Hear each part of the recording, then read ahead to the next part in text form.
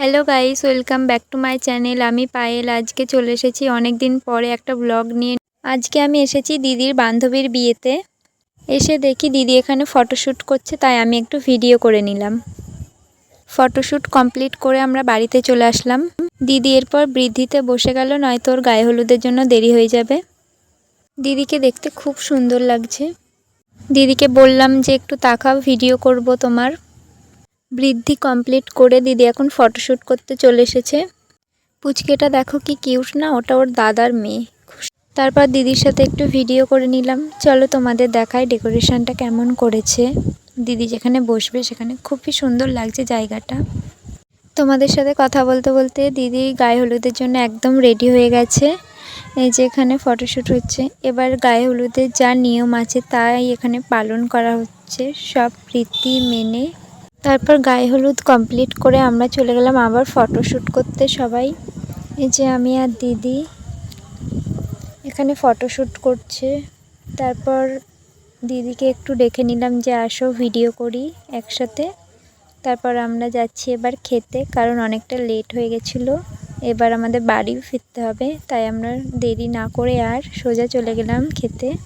আমরা সবাই বসেও পড়েছি খেতে। যে ভাতও দিয়ে দিয়েছে, ডাল দিয়ে দিল। আর এরা দুজনা বসে আছে। ও তো এত খিদে পেয়েছিল যে ডাল দিয়েই খেয়ে নিচ্ছে, আর ওয়েট করতে পারলো না ও। এবার চলে আসলো শাকের তরকারি। এর মধ্যে অনেক কিছুই দেওয়া ছিল, মাছও দিয়ে দিল। মাছটা খুবই সফট ছিল আর জুসি ছিল, তোমরা দেখে বুঝতেই পারছো। তারপরে আমাদের খাওয়া দাওয়া কমপ্লিট করে আমরা চলে আসলাম বাইরে। আর এসে দেখি আম গাছটায় প্রচুর আম ধরেছে, তাই ভাবলাম একটু ভিডিও করে নিই, তার সাথে এদেরও দিয়ে। তারপরে আমরা কানে ফুল দিয়েছি। বলো কেমন লাগছে আমাদের। এই যে দিদিও দিয়েছে, ওখানে ফটো তুলছে। আর এই যে বুনু, ও গাছ থেকে ফুল তুলছিল। তারপর আমরা রাত্রে রেডি হয়ে চলেও এসেছি। এত তাড়াতাড়ি ছিল যে বাড়ি গিয়ে আর কোনো ভিডিও করতেই পারিনি। তারপর দিদির সাথে দেখা হয়ে গেল। বলো দিদিকে কেমন লাগছে সাজটাতে। আমার তো খুবই সুন্দর লাগছে। এখানে ফটোশ্যুট হচ্ছে। তারপর আমরা তার মাঝেই গেছিলাম একটু পকোড়া খেতে। তারপর আবার এসে দেখলাম ফটোশ্যুট হচ্ছে। তারপর আবার চলে গেলাম ফুচকা খেতে। ফুচকাটা সত্যি খুব সুন্দর খেতে ছিল।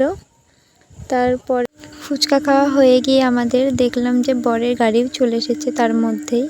তারপর আমরা যাচ্ছি খেতে, কারণ অনেক লেট হয়ে গেছিলো, প্রায় 11টা। আমাদের আবারও বাড়ি যেতে হবে, তাই জন্যে আর দেরি না করে বসে পড়েছিলাম সবাই। এখানে আমি, মা, দিদি, বড় মা সবাই একসাথে বসে পড়েছি। চলো তোমাদের দেখাই এবার মেনুতে কি ছিল। তোমরা চাইলে মেনুটা স্কিপ করে দেখে নিতে পারো। তারপরে আমরা আরেকটু ভিডিও করে নিলাম। প্রথমেই দিয়ে দিল ভেজিটেবল, তার সাথে সস। তারপরে ছিল সাদা ভাত, ডাল আর ঝুরি আলু ভাজা। সাদা ভাত দিয়ে মেখে তার সাথে ঝুরি আলু ভাজা দিয়ে খুব সুন্দর লাগলো খেতে। তারপরে ছিল এর মাঝে ছিল পটল চিংড়ি, আমি ওটা খাইনি বলে স্কিপ করে দিয়েছি। তারপরে ছিল রাইস আর চিকেন কষা। তারপরে ছিল চাটনি, পাঁপড়, রসগোল্লা। আমি ওগুলো কিছুই খাইনি, তার জন্য একেবারে ডাইরেক্ট কালাকাঁদ। তারপরে চলে গেছিলাম একদম আইসক্রিমে। টাটা। এখানেই